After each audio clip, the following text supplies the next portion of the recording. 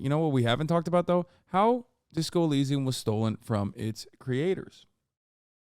Video games for a living, I try to focus on games that have something going for them.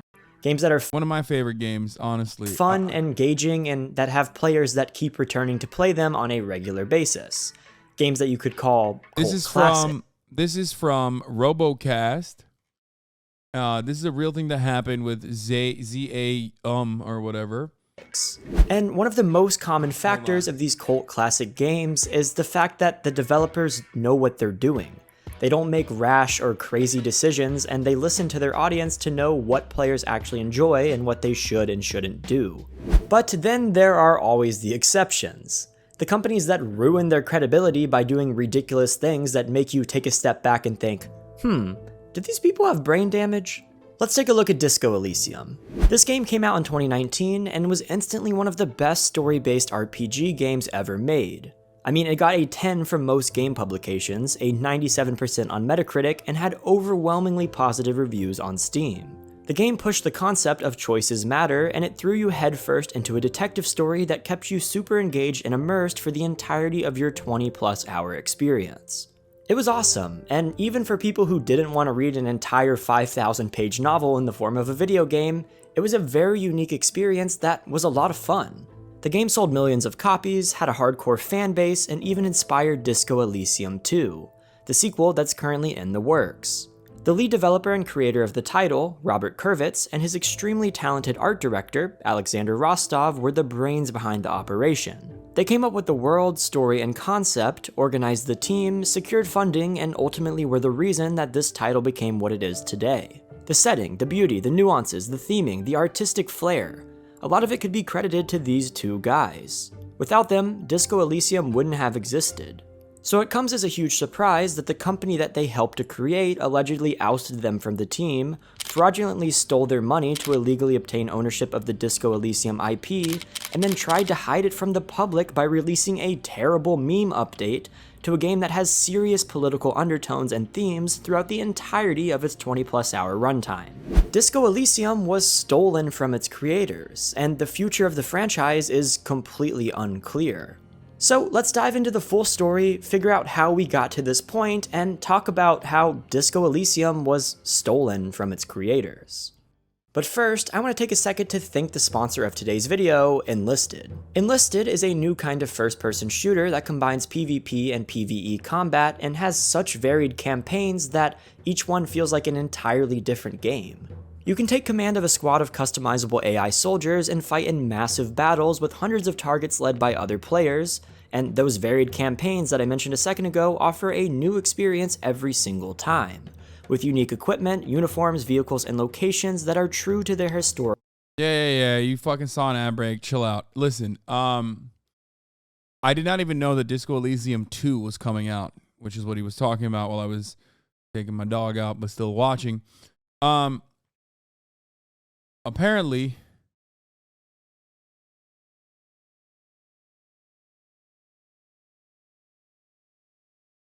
looks like shite. It looks bad. Have you seen some of the designer clothes from Disco Elysium? Yes, I have. I am actually bummed out about what happened with Disco Elysium. Listed for sponsoring this video. The story behind Disco Elysium is quite beautiful, and it starts with Robert Kurvitz, all the way back in 2005. Kurvitz was always an extremely creative person, and when he wasn't performing with his rock band, he was creating his own tabletop RPG with a group of friends in his hometown in Estonia. This group was frustrated that they were poor, and they felt like they needed a way to get their creative expressions out into the world. People saying it looks bad are morons? Yeah, dude, that is actually legitimately just a artistic direction, and it was done very well. It played like shit on the Nintendo Switch, by the way. It played like absolute fucking shit on the Nintendo Switch. If someone... Come on, brother. Come on. I covered it twice already. 8 hours in? You think I haven't seen Steven Crowder being abusive to his wife? Like, I know you're well-intentioned, but 8 hours in, dog? You really think? It's like It's like coming in here while fucking Russia is invading Ukraine and being like, dog, do you know Russia invaded Ukraine?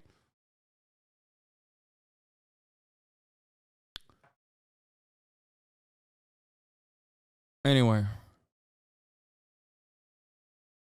It runs fine. I don't know. I played it on Switch. No, it doesn't. It plays like fucking absolute dog shit on Switch. It's a beautiful game, and I literally forced myself to sit through all of the many issues that came with it. I don't even remember some of them. I think it wouldn't load sometimes. Like there were some weird ass issues with it on Switch, but it doesn't matter. It was still worth it.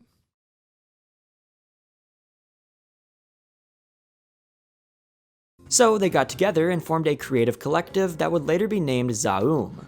Zaum worked together on music, paintings, and books, and mainly acted as an outlet for creative expression and support, but that was about it. In their spare time, the members of Zaum continued to build out and play this tabletop game, and eventually had a full-fleshed world and setting that caught the attention of two important people in this story. What the fuck? Alexander Rostov, a local artist, and Kaur Kinder, a writer. Both of these guys were impressed with Kurvitz and Zaum's creative abilities, and they joined the team to be a part of future projects. The first of which was a novel called Sacred and Terrible Air, and took place in the fictional world of Elysium that Kurvitz and his friends had built for their tabletop game. The novel took over 5 years to write, and when it was finally released, it got positive reviews.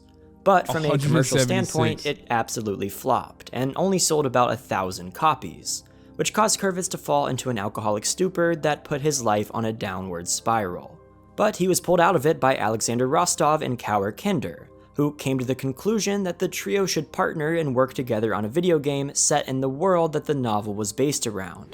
They had a vision for something bigger, and they got together to write a one-pager that explained what the world of Disco Elysium would later become. AD&D meets 70s cop show in an original fantastic realist setting, with swords, guns, and motor cars. Massive reactive story, exploring a vast poverty-stricken ghetto. You know why I fucking love this game? Because it's so different.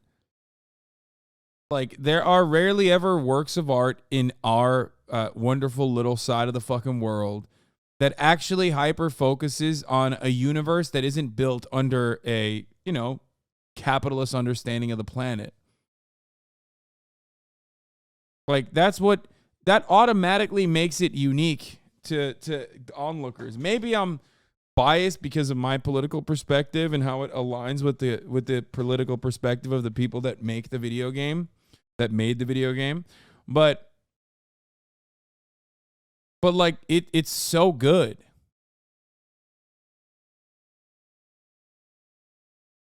Also, damn, you can tell someone with an actual alcohol problem wrote this game. Oh yeah, 100%. It's incredible world building, and it's a unique world. It's not like narrowly defined and trapped within the confines of a neoliberal capitalist dogmatic understanding of how relationships and how human beings should exist. That's what makes it unique. Automatically, immediately, like right off the bat.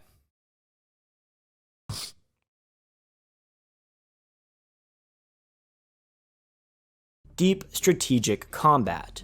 And if you've played Disco Elysium, you know that the team pulled off this vision. In fact, they did an amazing job at it. They put their heart and soul into this game, and would spend 4 years developing it from a derelict, run-down building in their hometown in Estonia. In a city that didn't even have a game development industry. Also, maybe because I read Russian literature, unfortunately, when I was growing up in school in Turkey, because that's what they make you read, which is I wouldn't recommend to any child, really. It's very, very dark. And it maybe gave me that nostalgia a little bit as well. This is Estonian. Don't misunderstand me, but it does have that same insanely depressive vibes that you get only from just reading the horrifyingly dark Russian lit.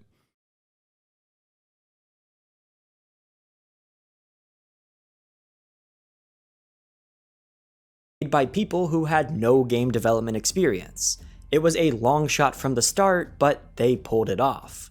It was a very experimental process, with Robert Kurvitz and Alexander Rostov spearheading the operation, working for hours on end in the same room. Rostov painting the scenes that Kurvitz wrote, and Kurvitz coming up with new story ideas based off of Rostov's paintings.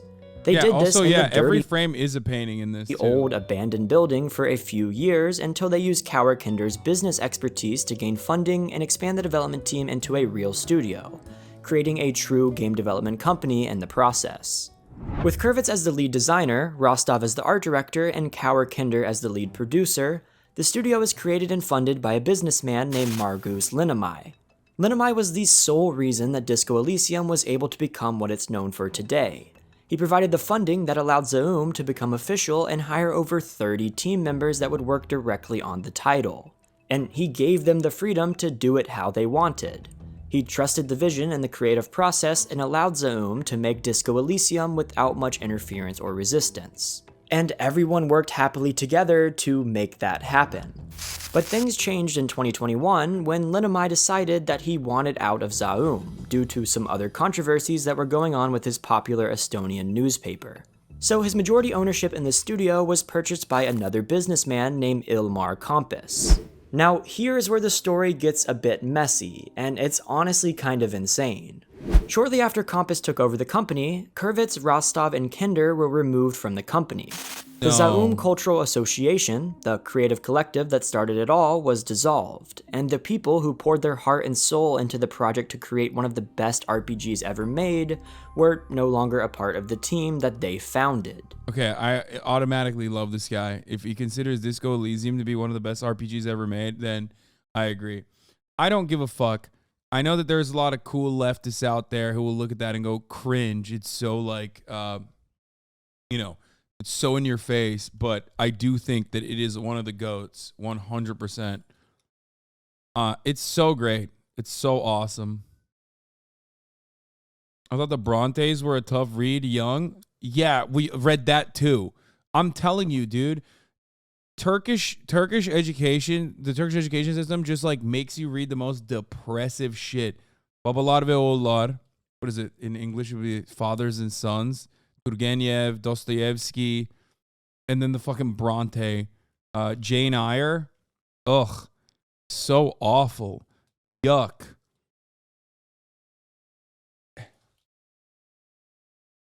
No, don't eat the pea pad. That's not edible. Stop looking at me like that. What is this rebellious shit? You're not old enough to be rebelling against me.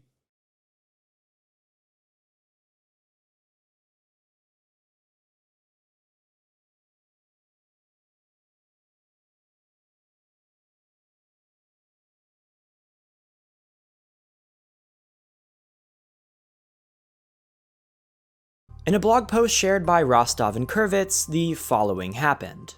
As soon as they became majority shareholders, we were quickly excluded from daily operations, our employment was terminated, and our access to the company's information was shut off. Our firing came weeks after we started asking for documents and financial data, which is still being kept from us. As for Kinder, he was allegedly ousted from the company as well after asking the new owners about future plans for Disco Elysium 2 and questioning their financials. It sounds simple. The new owners didn't like the original creators of the game, so they removed them from the company. That's fucked up. Why would they do that? Well, that's where the story gets a little bit more complicated. And I have to say, it involves a lot of fraud and greed. Is it because they're commies? In order to understand this, we need to talk about the sequence of events that led to Zaum being acquired by Kompis in the first place. See, there was another company that owned a portion of Zaum. This company was called Yes or No Ltd, and the director of this company is No, it's called Yes Sir, No Sir. The girlfriend of our newest character, Tones Howell. Howell worked at Zaum as the executive producer for Disco Elysium, and he plays a big role in this scheme. See, Howell has a history. Back in 2016, he was fined over 12 million euros for being involved in a pyramid scheme that he tried to start in Azerbaijan. So this shows that maybe he wasn't the best guy to be involved with in the first place. The original majority shareholder who wanted out, Margus Linnamai, was looking for 4.8 million euros in exchange for his shares of the company. Kompis wanted to buy the company. But instead of simply buying out Linamai with his own money, he worked alongside Howell to construct a corrupt and complex scheme to obtain ownership without spending a penny, by using the funds from the company to pay for the purchase of the company. They took money from Zaum to buy Zaum, and the way they did it was insane. Howell's girlfriend, who was the director of the company that owned part of Zaum, sold some physical concept art sketches to Compass for a whopping £1. Compass then took these sketches and sold them back to Zaum for, you guessed it, 4.8 million euros. So the money was taken out of the Zaum bank account and put directly into Compass's bank account to basically reimburse himself for the purchase of the company. And the trio that was fired were still minority shareholders in Zaum, which means that it was their money too. After this fraudulent acquisition, the new owners took steps to reduce the amount of power that the original owners had by demoting them from partial owners to basic level writers and artists.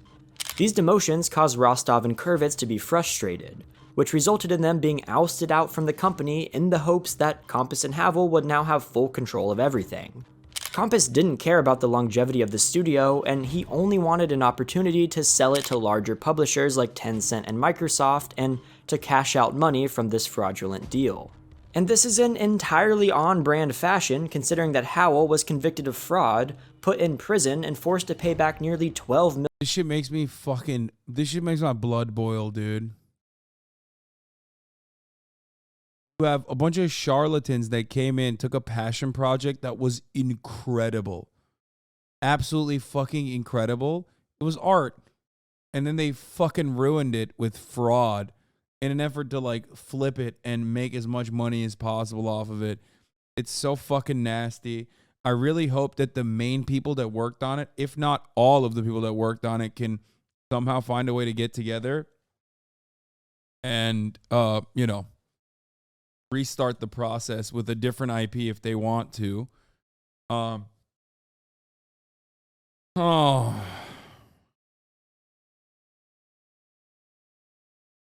Dude, the game's all right. It's kind of boring. Yeah, okay. It's not for you. Whatever. Like, stop.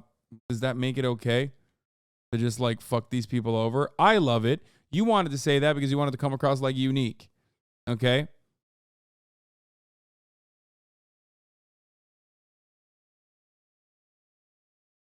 I want to reach out to them and help them out. I mean, I don't know if I have enough money to fight fucking demons like this, but million euros for a pyramid scheme he tried to start a few years earlier. The entire situation is filled with red flags, and Howell's involvement at all already triggers an alarm. He couldn't buy the company because he owed 12 million euros to the government, so he used his girlfriend as a pawn to get his friend Compass to buy the company for him. And while this takeover was extremely questionable, it didn't change the outcome. The trio are still unaffiliated with the new Zaum, and at the end of 2022, multiple lawsuits were filed against Compass to make him repay the money that he stole for the acquisition. The money was repaid to the studio, which caused Kender to drop his case, but Rostov and Kurvitz are continuing to push for wrongful dismissal and claiming that paying back the money doesn't fix the problem, and doesn't change the fact that majority ownership in Zaum was acquired through fraud. Even with all of this, Zaum is claiming that Disco Elysium 2 is still under development, without the original team members involved. Because that'll definitely reassure the fanbase of a game with a cult following who loves the creators that it's in good hands. Yeah, that's a— Why do you claim to not have a lot of money, meanwhile donate loads, or do you not have a lot from donating? First of all, just because I have a decent amount of money doesn't mean that I can go up against the motherfucker who's like buying a company for 4.8 million euros. You know what I mean? Like, that's a little bit different, chatter. That's like a different amount of money. Like, not the kind of amounts I have. I do have a pretty solid network. And also, more importantly, I have this community. We could technically fundraise for any kind of like legal dispute where we could raise actually millions of dollars with ease.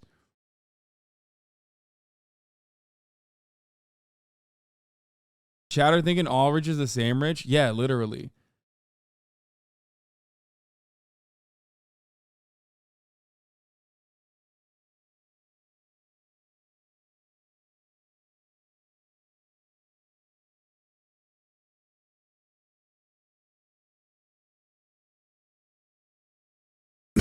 And you're not just going up against that guy, you're going up against potentially Microsoft or whoever's wanting to buy out Zome. Not really. I think that in that aspect, I think that they would be more favorable to someone who is like an American person in the space on Twitch, which has like American contacts and is not like a financial criminal from the other side of the world. So as far as like buying IP, they wouldn't just be buying IP, they would also be buying incredible amounts of good PR. So solving something like that while also simultaneously buying it out, buying IP like that would probably be a win-win.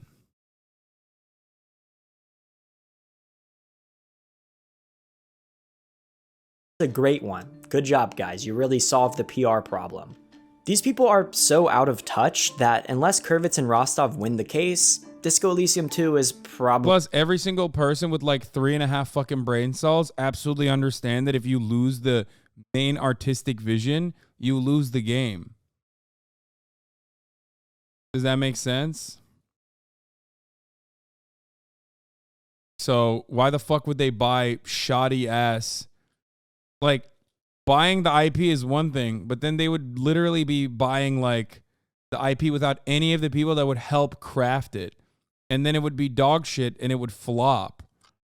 Because what truly made this game unique, what truly made it incredible, is the personal touch from people who do, unfortunately in this day and age, have a unique perspective. They have a unique perspective. They have unique lived experiences that they put into it. That's what made it the game. It's not a big studio. It's a tiny fucking independent studio that got fucked over. Probably not in good hands. Sure, maybe it could still be a good game, but I don't see the value in supporting it without the original creators being involved. And best of all, in the middle of this entire lawsuit and PR disaster, the team at Zom decided to release a photo mode meme update in the hopes that, maybe this little update here will draw some of the limelight away from the bad things going on. Because I'm sure a lot of journalists are going to make a lot of time creating articles on how a photo mode for a story-based RPG is the most revolutionary thing in gaming history. The irony in this entire thing is that Disco Elysium was centered around a politically charged, anti-capitalist message. And the thing that destroyed this lovely game is the same thing that the game was preaching against. It's ironic. We'll have to continue to watch and see what's happening with this situation. But it wasn't. It was more than that. It was literally inside memes. It wasn't just an anti-capitalist message. It literally was an anti-capitalist universe where like there was insane amounts of sectarian infighting, like showing that everyone was like morally in a gray area and everyone fucking personally were operating in this unique space.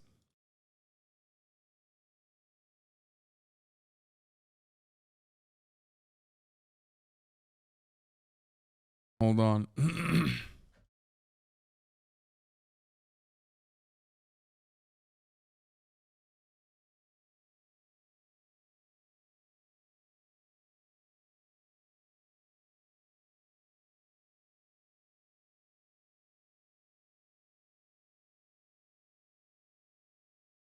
By far one of the most interesting stories I've seen in gaming in a very long time. So if you want to keep up to date with that, go and follow me on Twitter. I'll post updates as they come out, and if the situation unfolds to be even more complex, I'll make another video. But for now, we're just gonna have to wait and see if this game has a future. What are your thoughts on the situation? Do you think there's more to it than initially meets the eye? Let me know in the comments. Don't forget to check out Enlisted by using my... This was great. I never played the game. How do you play the game now? I mean, it doesn't matter. You can still play the game now if you want. It's a fucking beautiful game.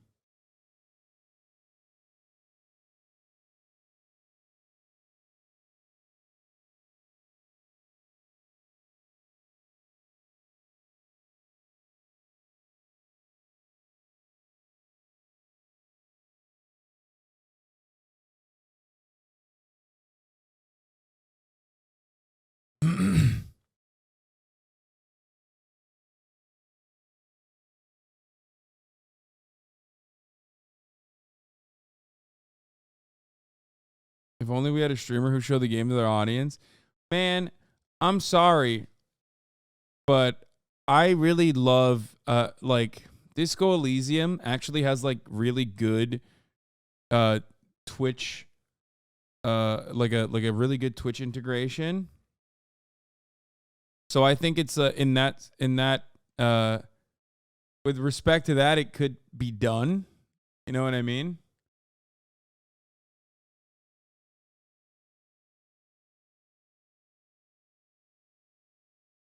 But it's not like a very good stream game.